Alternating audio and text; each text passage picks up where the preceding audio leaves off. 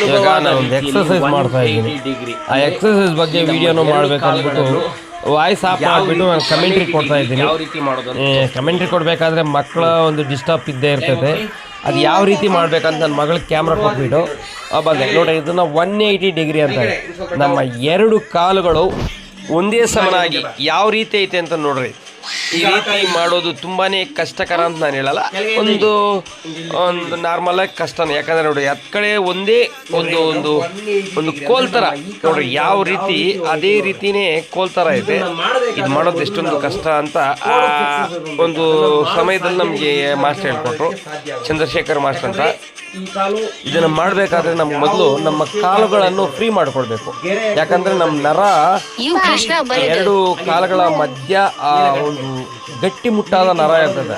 ಹತ್ತು ಕಡೆ ಇತ್ತು ಕಡೆ ನಾರ್ಮಲ್ ನರ ಅಲ್ಲ, ಸ್ವಲ್ಪ ಎಷ್ಟೊಂದು ಬಲವಾಗಿರ್ತದೆ ಅಷ್ಟೊಂದು ಬಲವಾಗಿರ್ತದೆ. ನರವನ್ನು ಬಗ್ಗಿಸಿ ನಾವೊಂಥರ ಫ್ರೀ ಮಾಡಬೇಕು. ಇದು ಸಾಮಾನ್ಯವಾದ ವಿಷಯವಲ್ಲ.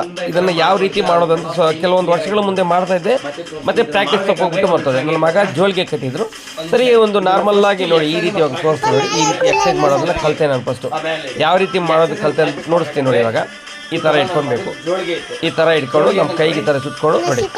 1 2 3 4 5 6 ಈ ಥರ ನೋಡಿ. ಈ ಥರ ಮಾಡಿಬಿಟ್ಟು ಈ ಥರ ಒಂದು ಡೈಲಿ ಮಾಡ್ತಾ ಇದ್ದರೆ ನಮ್ಮ ಎರಡು ಕಾಲುಗಳ ಮಧ್ಯೆ ಆ ನರ ಬಂದ್ಬಿಟ್ಟು ಫ್ರೀ ಆಗ್ತದೆ. ಆ ದಪ್ಪ ಆಗಿರ್ತೈತೆ ನೋಡಿ ಆ ನರ ಫ್ರೀ ಬರ್ತೈತೆ.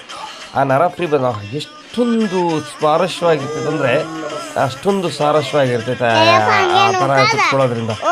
ಕೆಲವೊಂದು ವರ್ಷಗಳಿಂದ ಮುಂದೆ ಕಲ್ತಿದ್ದು ಅದನ್ನು ಮರ್ತೋಗ್ಬಿಟ್ಟಿದ್ದೆ. ಸರಿ ಆಯಿತು ನೋಡೋಣ ಮಾಡೋಣ ಅಂದ್ಬಿಟ್ಟು ಈ ನಡುವೆಲ್ಲ ಪ್ರಾಕ್ಟೀಸ್ ಮಾಡಿದೆ. ಫಸ್ಟು ಆ ಎಕ್ಸಸೈಸನ್ನು ಮಾಡಿ ನನ್ನ ಮಗಳೇ ವಿಡಿಯೋ